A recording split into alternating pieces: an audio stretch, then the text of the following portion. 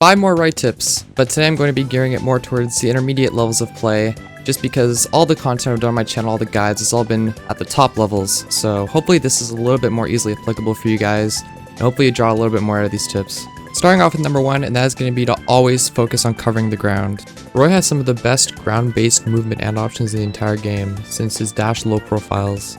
He also has a really good move out of dash and down tilt, which also keeps him low profiled, and he also has access to jab and a whole bunch of different aerial movement mix-ups.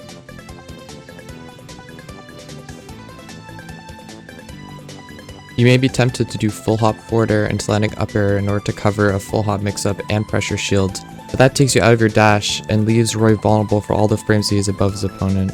You may also do this option because he has really good combos out of landing up air.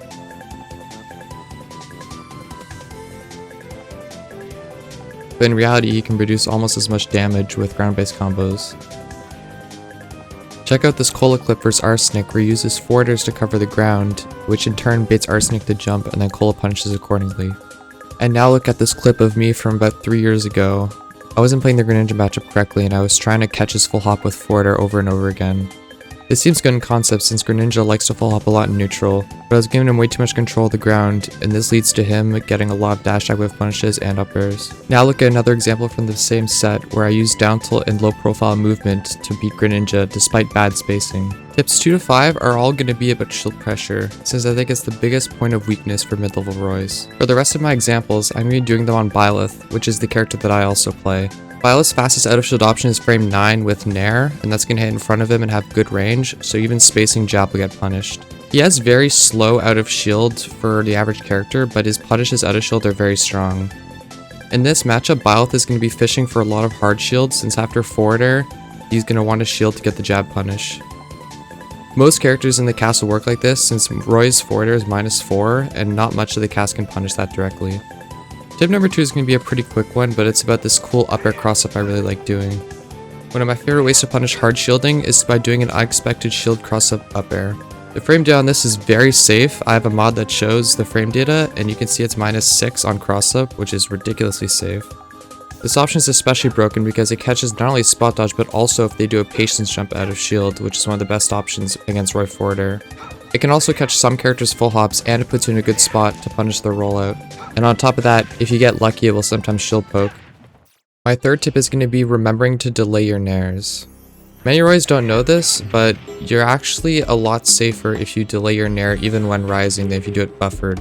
If you do the buffer macro out of a short hop, you'll get the nair to be around -11, even if done perfectly. But if you add a slight delay after the short hop, you can get the nair to be as safe as -7. And you can see how much of a huge difference that makes on Byleth's shield, whose fastest shield is frame 9.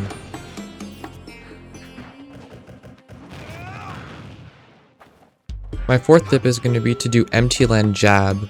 You're going to do a jump in and you're going to act like you're going to do an aerial, but instead you're just going to land on the ground and then jab.